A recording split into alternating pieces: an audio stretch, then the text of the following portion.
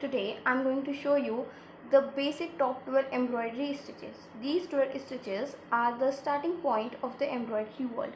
Before getting started, I want to tell you some important points. First point is embroidery करने से पहले आप अपने क्लॉथ पर अपनी एम्ब्रॉयडरी के अकॉर्डिंग लाइन ड्रॉ कर लीजिए, जिससे कि आपकी एम्ब्रॉयडरी का डायरेक्शन ख़राब नहीं होगा। दूसरा पॉइंट कि आप जब अपने निडल में थ्रेड डालें तो दोनों थ्रेड्स को लेकर नॉट ना बांधें, क्योंकि एज अ बिगनर आपकी एम्ब्रॉयडरी ख़राब हो सकती है और फिर आपको अपना धागा काटना पड़ेगा। इसलिए आप अगर एक धागे से लेकर नॉट बांधेंगे तो आप अपना धागा आसानी से निकाल सकते हैं। Okay, so let's get started. मैंने अपना फ्रेम फिक्स कर लिया है और ये मैंने एक 12 बाई 12 का हैंकी लिया है जिस पर मैंने तुरपन कर रखी है। ओके, सो फर्स्ट स्टिच है हमारी रनिंग स्टिच। तो इसके लिए मैंने यहाँ लाइन ड्रॉ कर रखी है। सबसे पहले आप पॉइंट से निकालिए, उसके बाद धागे को नीचे ले जाइए एंड देन फिर से ऊपर, फिर नीचे एंड फिर से ऊपर। मेक श्योर कि आप जितना डिस्टेंस धागा नीचे ले जाने में ले रहे हैं उतना ही ऊपर लाने में लीजिए, तभी आपकी एम्ब्रॉयडरी अच्छी लगेगी। एंड इसको खींच दीजिए। देन फिर से हम यही करेंगे, नीचे ऊपर नीचे ऊपर। ओके, फिर से हम इसको खींच देंगे। This is called running stitch.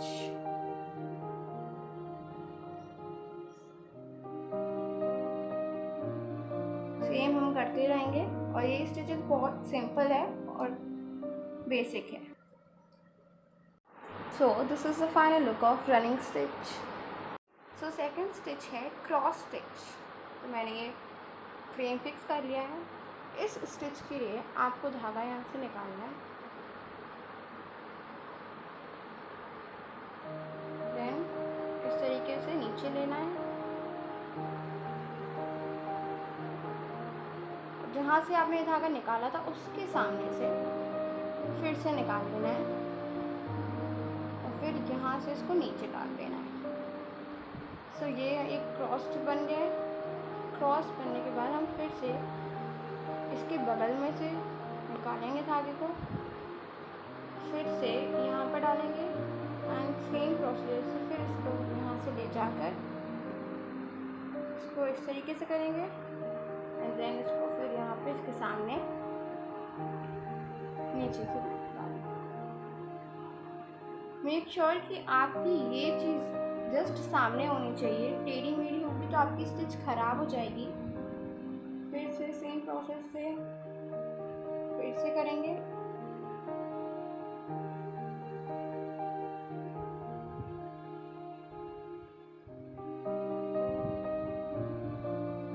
Okay, सो फिर हम इसके सामने लाएंगे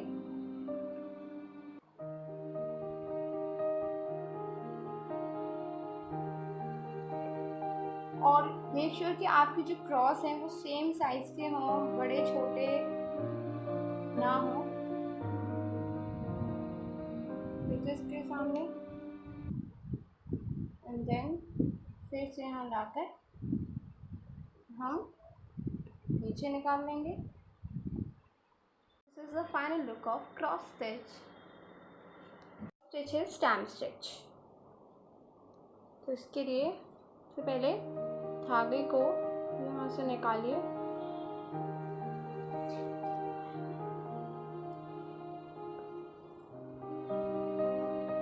उसके बाद धागे को इसके आगे से और जहाँ से हमने पहले धागा निकाला था उसी के बगल में से फिर से निकाल देंगे इस तरीके से और फिर इसको खींच देंगे। इस तरीके का आएगा। उसके बाद हम फिर आगे धागे को निकालेंगे और फिर इसके बगल में से खींच देंगे। यानी जहाँ से हमने पहले धागा निकाला है उसके साइड में से हमको इसको खींचना है। इस तरीके से अब हम यहाँ से धागा निकालेंगे और इसके साइड में से खींच देंगे। This is called stamp stitch. May be ये थोड़ी सी ट्रिकी हो बट ध्यान से देखेंगे तो समझ आ जाएगा। जहाँ से धागा लेंगे उसके साइड में से हम इसको निकाल देंगे।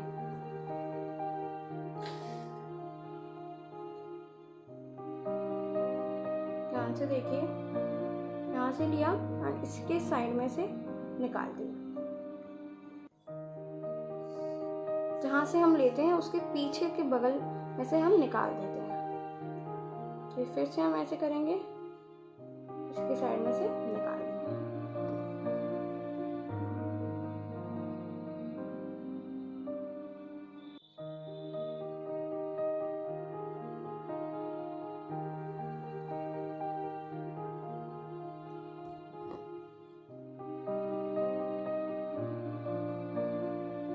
So the next stitch is back stitch.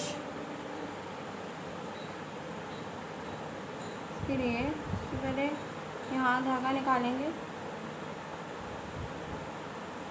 उसके बाद धागा हम इसके नीचे से, फिर हम स्पेस छोड़ते हुए यहाँ से धागा निकालेंगे।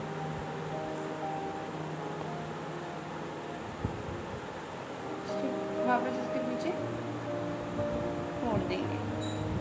उसके बाद फिर से स्पेस छोड़ते हुए हम यहाँ से धागा निकालेंगे। जितना स्पेस हम धागा लेने में ले रहे हैं उतना ही छोड़ने में लेंगे। उसके बाद फिर इसके पीछे हम धागे को निकाल देंगे।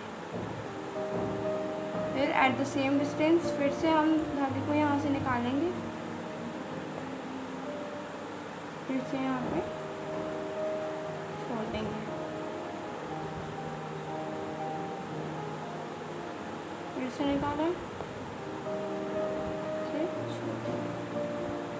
This is called back stitch, क्योंकि इसमें धागा बैक हो रहा है। हम लोग आगे नहीं बढ़ रहे हैं, हम लोग पहले आगे धागा निकालेंगे, उसके बाद हम पीछे जा रहे हैं, जिसको हम बोलते हैं back stitch. So this is the final look of back stitch look.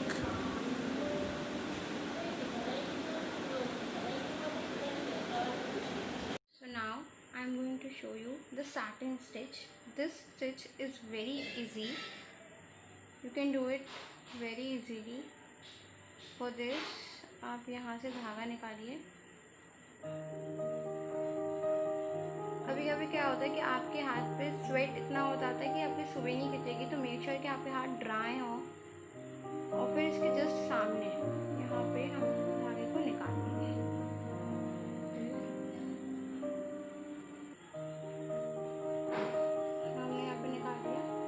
उसके बाद हम ये धागा यहाँ से ना निकालेंगे, यहाँ से नहीं निकालेंगे, हम ये धागा निकालेंगे यहाँ से। ज़्यादातर लोग ये गलती कर देते हैं, जब वो बीच में स्टिच कर रहे होते तो ज़्यादातर लोग ये धागा यहाँ से निकालने की बजाय यहाँ से निकाल देते हैं, और जो हमारा कम आउट होता है वो सेम होता है, लेकिन साटिन स्टिच ये नहीं है, वो गलत होती है। साटिन स्टिच में यहीं से धागा निकलता है, ना कि यहाँ से। यहाँ सिर्फ नीचे जाता है। और साटिन स्टिच इसको जो बोलते हैं, क्योंकि ये पूरी स्टिच होती है वो भरी भरी हुई होती है, और लोग बोलते हैं तो वो यहाँ से कर देते हैं। अब यहाँ से अगर हम स्टिच करेंगे तो भरा हुआ ऊपर भी आएगा, लेकिन साटिन स्टिचिंग की क्वालिटी होती है कि वो पीछे से भी भरा हुआ आता है। ये देखिए, अगर मैं धागा यहाँ निकालूंगी तो ये पीछे से भी भरा भरा हुआ आएगा और आगे से भी भरा भरा हुआ आएगा, इसलिए हम इसको साटिन स्टिच बोलते हैं, और साटिन स्टिच करने का यही सही तरीका। सो हम फिर से यहाँ से निकालेंगे।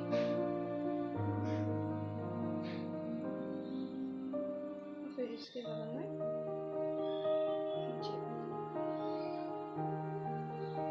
दिस इज वेरी इजी, और ये मोस्टली फ्लावर्स बनाने में यूज होती है।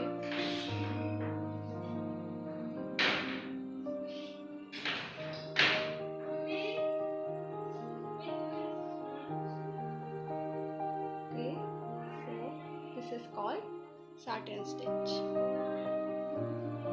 This is the final look of satin stitch look. This is very easy.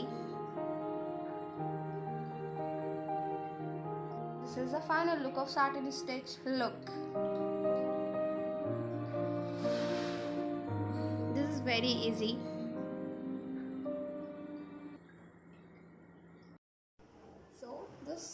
stitch is chain stitch. So इसको हम करेंगे इस यहाँ से हम निडल को निकालेंगे।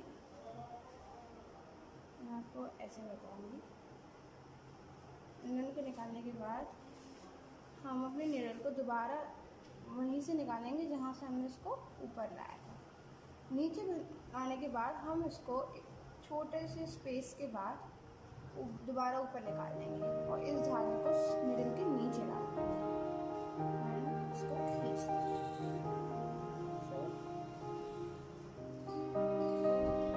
ऐसा कंपाउंड लेंगे। उसके बाद फिर से उसके अंदर से हम लेंगे और सेम स्पेस पे जितना स्पेस हमने पहले वाले ब्लॉक में लिया था उतना ही लेके इस धागे को उस निडल के नीचे डालेंगे एंड फिर से खींच लेंगे। देखिए चेन बन रही है, चेन स्टिच होती है। बहुत सिंपल है और ये बहुत ब्यूटीफुल होती है। फिर से हम सेम स्पेस पे और मेक श्योर कि आपका जो डिस्टेंस है वो सेम हो सभी ब्लॉक का, तभी ये बहुत ज़्यादा ब्यूटीफुल दिखती है।